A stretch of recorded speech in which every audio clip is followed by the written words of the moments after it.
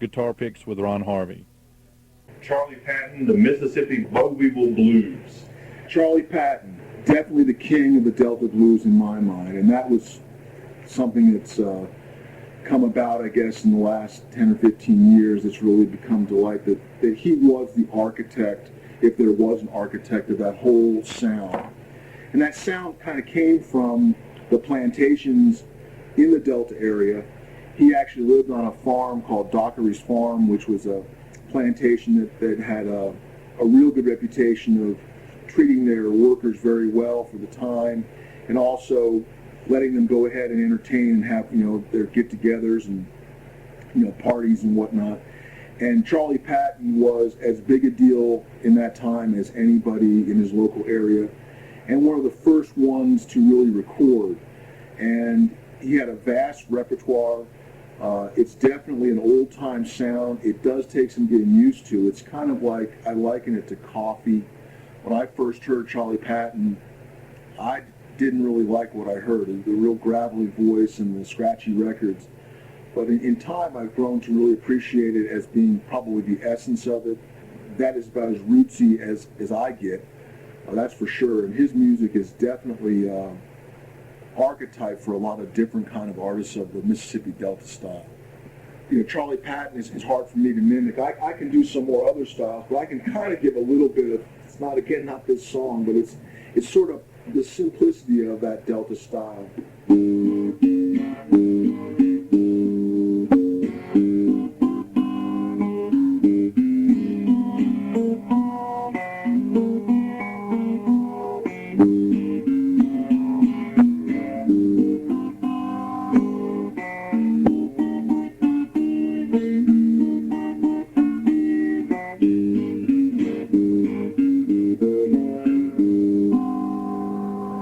Again, that's a pretty basic rendition of kind of a Delta style. Okay, for our listeners, we noticed that you switched guitars.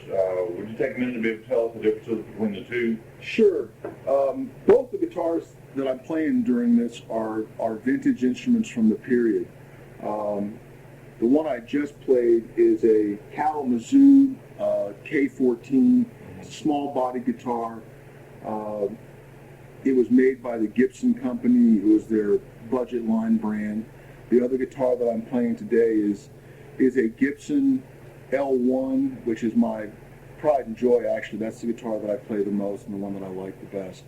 But it's a little small-bodied guitar that joins at the 12th fret, kind of a different style. Not a very modern-looking guitar, but it's the guitar that I feel captures this music sound better than some of the more modern guitars that are out now.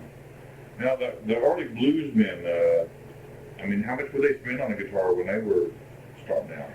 It's interesting. These guitars were actually considered expensive guitars for those bluesmen. A lot of the bluesmen in the 20s played a brand called Stella, which was even cheaper than the Kalamazoo Gibsons that I have here. And in many pictures you'll see these guys playing like Maybell guitars and Stella guitars. And these were very expensive. We're talking, $10, $11 guitars in that period. $10, $11 is a lot more money then than it is now. But the guitar, the L1 that I have, which is my pride and joy, that went for about $25 in the 1930s.